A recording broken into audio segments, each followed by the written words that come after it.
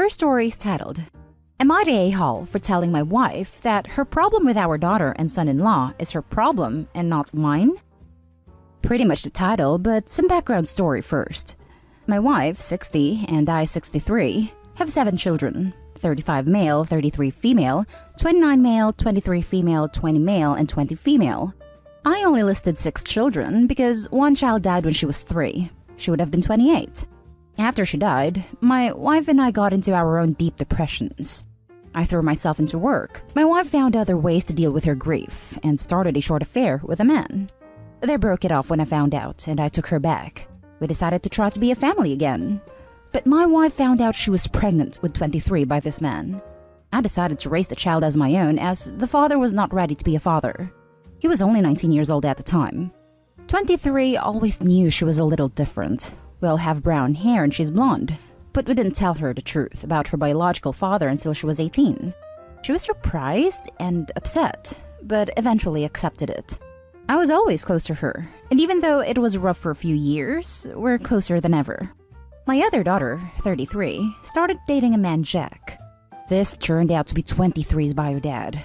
Before it gets weird, keep in mind he and 33 are only 10 years apart in age, and is closer to her age than ours. They eventually ended up marrying. Been married a year now. I'm only human, so I admit I did have a problem at first, but I've come to accept it. He treats my daughter well, and they have a lot of common interests. Eventually, 23 and I ended up telling the family the truth about her parentage when 33 started dating Jack. Everyone was weirded out at first, but did come to peace with it. The problem is my wife. Since 33 started dating Jack, my wife has yelled and screamed at her to break it off. I hardly see 33 anymore because when she visits, my wife starts shouting at her that what she's doing is wrong. Personally, I don't see anything wrong with it. He was a dumb kid who made a mistake. I haven't seen my daughter since Thanksgiving, and I told my wife I was going to go play mini golf with her this weekend. My wife was furious with me. She was upset that I would not cut 33 out of my life, cut Jack out, spend time with 33 among other many things. I told her she was being angry for no reason, and if she has a problem with them, then it's her problem and not mine. She called me an a-hole and is not speaking to me. I'm sleeping in the spare bedroom. I wonder if what I said was too harsh. Maybe I should have supported my wife in her anger, but I honestly cannot see how her anger is justified. She's literally the only person who has a problem with us, and she's the one being aggressive towards our children and son-in-law. I tend not to agree with aggressive people. But what does everyone else think? Now for the top comments. On the one hand, I do find it kinda gross that one sister is dating her other sister's dad. But you know what else is kind of gross? Cheating on your grieving husband and the father of your children with a barely legal teenager when you're 35. So, glass houses and stones and all that. The most important people in this are 23, 33, and Jack. They're all okay with it, and that's what matters. And just because she doesn't like it doesn't give her the right to dictate your feelings on the matter. Yes, you're married, but you're still your own people. Not an a-hole. I too always thought 23 and 33 were the most important people in this situation. And my wife and I were always just peripherals. Obviously, she sees it differently. I gotta say, you're probably the most zen dude I've seen here. You approached and came to terms with some very emotional, heavy situations with calm, rational, non-selfish approach, which is something not that many people in general are capable of. All in all, even if you were harsh, you spoke the truth, and you didn't do it from a position of maliciousness, but rather not caving into consequences of another person's actions. So, firm not at a-hole, in my opinion. Keep up the good work. Your kids have a great father. Not at a-hole. It's normal you want to maintain a relationship with 33. The whole situation is a mess, but you seem to try and make the best out of it. I assume your wife is projecting her feelings of guilt, and seeing her son-in-law keeps that guilt present. But that's an issue she has to work through. I really wish she would seek some help, like therapy. She went after we reconciled, but that was over 20 years ago. I think she never went again. Not an a-hole. What a freaking mess. But honestly, if 23 and 33 and Jack are all fine with it, then okay, I guess. Your wife needs to face the music and let the whole family just move on. That being said, it is really weird that he somehow found 33 after an affair with your wife. Like, that doesn't seem at all like a coincidence, and it's very strange. Maybe not wrong, but strange. I thought it was strange too. I also kept questioning if it was a coincidence, but eventually I let go of my conspiracy theories. Lol. How they met was he came into 33's bank for an auto loan. It went from there. Now for the next story. Am I the a-hole for calling my wife a helicopter mom after she called the place my son applied at? My son James just turned 16 this month, and he decided he wanted to start working a part-time job, just to have some extra spending money and to start saving up. He hasn't had much luck. I doubt many places are interested in hiring a teen with limited hours to work. James started to get annoyed with my wife after he found out she submitted a few applications for him. We had a whole talk about that and reminded her that James wants to do this job hunting on his own. Over a week ago, James applied at this local clothing store he likes to shop at since he's familiar with the place. He was told the usual line when he spoke to the hiring manager: "We'll review your application and give you a call." He was really hoping to get this one, but after a week, he figured they were not gonna call.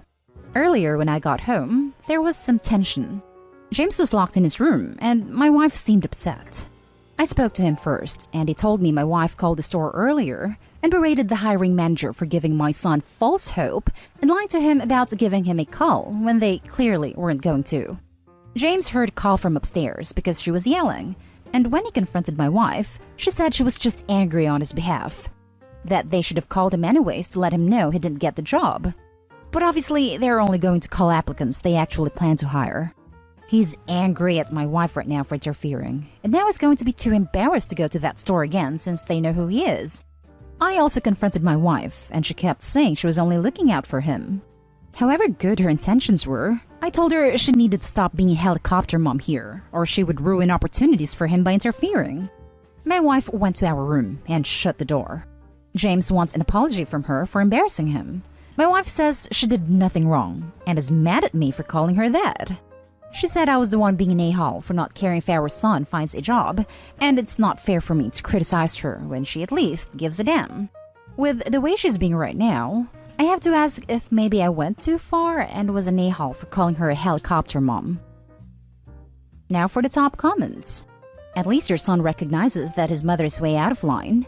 That saves you the worry that he will grow up to be weak and scared because of an overbearing mother. Not an a-hole. He needs to start putting his apps in without telling his mother where she can't call if she doesn't know, unless she has a tracking program on his phone.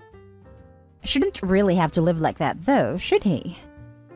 Not a a-hole.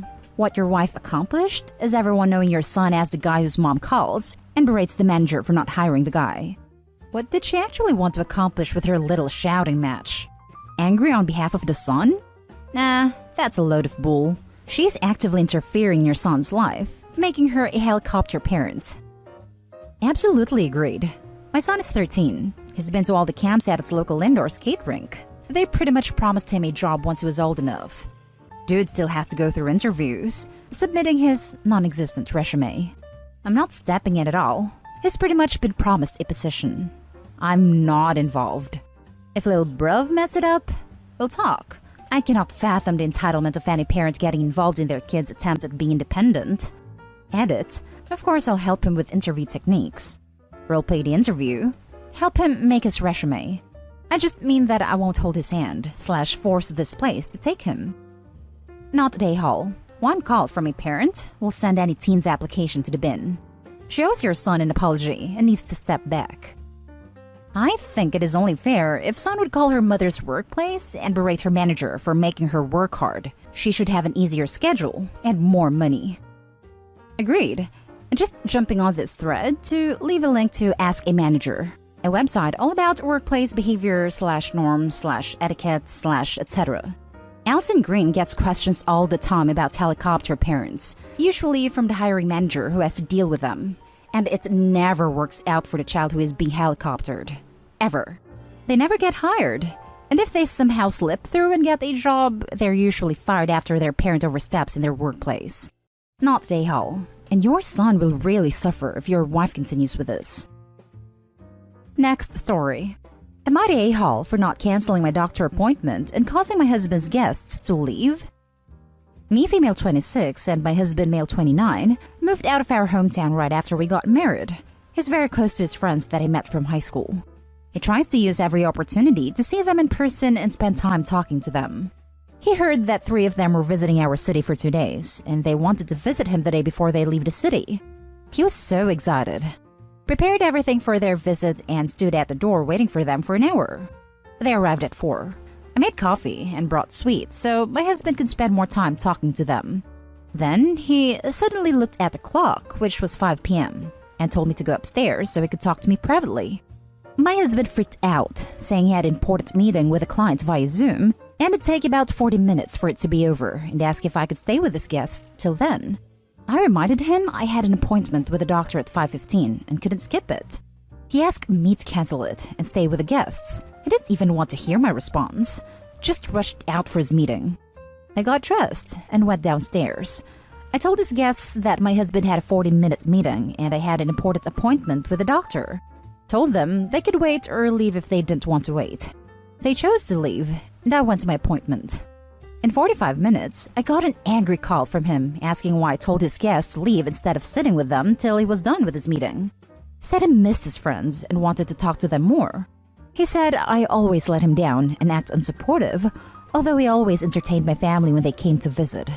Truth is, he just loves spending hours talking to my brother because they share a lot of interests, so he wasn't doing it for me. He argued about how I was being negative and how his friends must have felt awful being kicked out like that. And he said I could have gone to my appointment 40 minutes later and explained to the doctor. But that's not how doctor appointments work. We argued back and forth. Everyone in the waiting room was staring at me because of how loud my husband was talking, till he hung up on me, then sent me a text with the word selfish in capital letters. I just couldn't stay. I've waited for a week for my appointment. I understand he misses his friends, but this appointment was important as I've been constantly dealing with an unbelievable pain and needed to see the doctor as soon as possible. I've been on medication, but it's not doing much. Just sitting in the waiting room is exhausting in itself, so it's not like I went out with friends. Not Day Hall. Does he seriously think you can show up 40 minutes later for a doctor's appointment and say, "Oh, sorry, I'm late. My husband had a client to meet with and I had to entertain his friends." How would it be fair to the doctor to cancel at the last minute when your spot can't be filled? Exactly. At this point, I really think he was being unreasonable. I don't know what other options he might have had, but to ask me to cancel my doctor's appointment is unreasonable. Besides, I'm not close with his friends, so sitting with them for 40 minutes would have been unpleasant. Oh my god. Not Day Hall. Even if he loved his friends, you weren't healthy. He was being selfish, OP. Not you. Horribly, horribly selfish.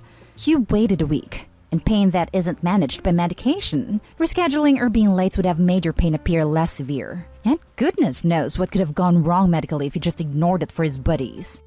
Remember, you were in pain, and your husband called you selfish for not entertaining his friends when you could barely sit in a waiting room.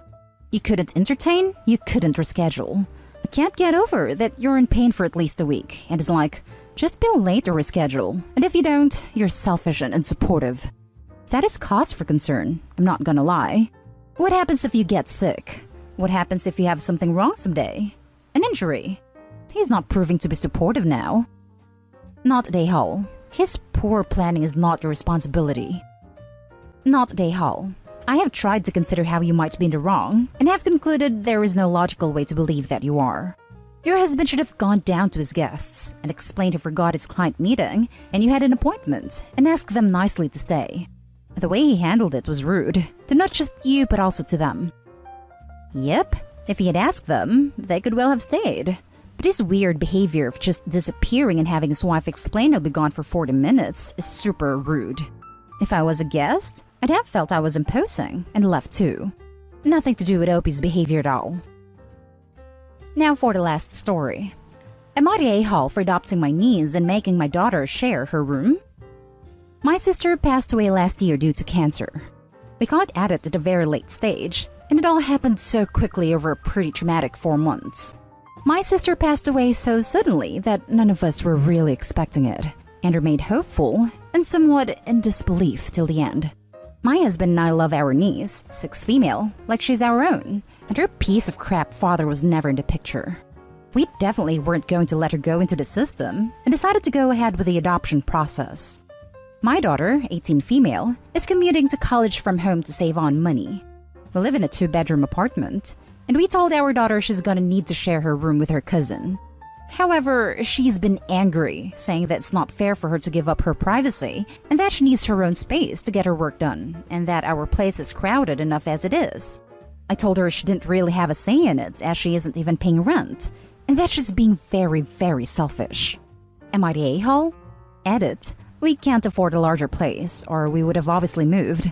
We've suggested our daughter study at the library or work part-time so she can pitch in on rent and we can move to a larger place, but she thinks both are unfair. No a-holes here. I think your daughter's concerns are legitimate, and I think you have done the right thing by your niece in a very tricky situation. It sounds like short of magicking a new larger home, there's not much any of you can do right now. You need to ensure that your daughter has a space to study. I'm so sorry for your loss. I don't know. The daughter is unwilling to consider a part-time job or studying at the library, refusing to make any kind of compromise in a very tragic situation. When I was 18, I was willing to do anything to get away from home, so things like working and getting my own place was not a punishment.